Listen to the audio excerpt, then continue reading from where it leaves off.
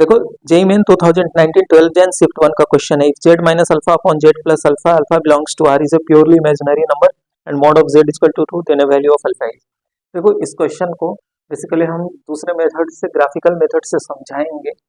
हम क्या कर रहे हैं, आपको बता रहे हैं कोई भी क्वेश्चन सॉल्व करने के लिए। हमारा यहाँ पर्पस नहीं है कि इस क्वेश्चन में हमें गेन हुआ कि लूज हुआ, हम यहाँ से कुछ सीखे कि नहीं सीखे वो बहुत बड़ा मैटर है। जब एक क्वेश्चन को कई तरीके से करने सीख जाते हैं तो हमें हमारी कॉन्फिडेंस बहुत बढ़ जाती है। आप देखो इसको ग्राफिकल मेथड से करते हैं, ठीक है।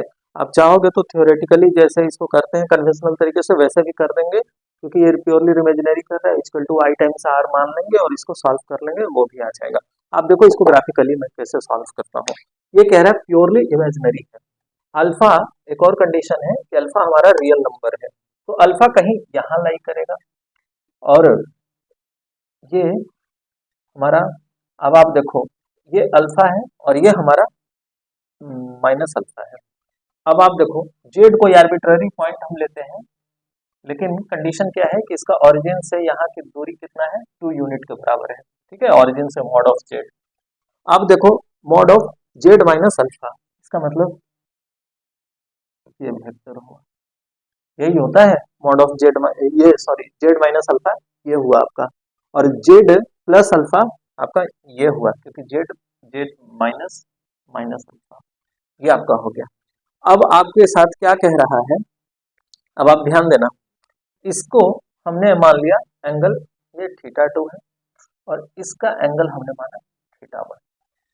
इसको ऊपर वाले न्यूमरेटर को आप लिख लो, r1 हमें उसका मैग्नीट्यूड नहीं पता, e टू दी आई θ1, क्योंकि ये θ1 एंगल सबटेंड कर रहा है। किसी भी कॉम्प्लेक्स नंबर को हम ऐसा ही लिखते हैं पोलर फॉर्म में, डिनोमिनेटर वाले को भी लिख लिया, हमें लेंथ नहीं पता r2 लिख लिया और e टू दी आई θ2, यही हम लिखेंगे, ठीक है भाई। θ1 क्या होता है आपका पॉजिटिव रियल एक्सिस से कितना एंगल सबटेंड कर रहा है, ठीक है। θ2 उसके लिए हो गया, यह फाइनली क्या हो जाएगा r1 upon r2 e to the i times θ1 minus θ2। अब आप देखो ये कह रहा है प्योरली इमेजिनरी है, इसका मतलब इसको अगर हम लिखते हैं रेक्टेंगुलर फॉर्म में तो cos of θ1 minus θ2 plus i times sine of θ1 minus θ2।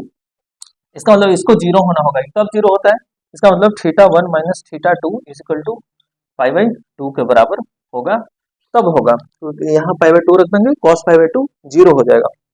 अब आप देखो ये अगर θ1 है तो ये कितना हो जाएगा π माइनस θ1। अब किसी ट्रायंगल में सम ऑफ द एंगल कितना होना चाहिए, 180 डिग्री के बराबर, तो इसको अगर हम एंगल अल्फा ले लें तो alpha plus θ2 minus θ1 plus pi is equal to pi, cancel कर दो इसको, और आप देखो θ1 माइनस θ2 अगर alpha is equal to θ1 minus θ2 और वो किसके बराबर आ गया, π/2 के बराबर आ गया, क्योंकि इसको इस तरफ लेकर आ गए। तो इसका मतलब ये क्या है, 90 डिग्री सबटेंड कर रहा है, ठीक है। अभी आपको कोई दिक्कत नहीं है, हम ये क्वेश्चन को सॉल्व नहीं करने का बता रहे हैं, हम ग्राफिकली आपको बता रहे हैं कि कितना ब्यूटी है इस क्वेश्चन में और कैसे दूसरे मेथड से भी बना सकते हैं और यहाँ से बहुत कुछ सीख सकते हैं।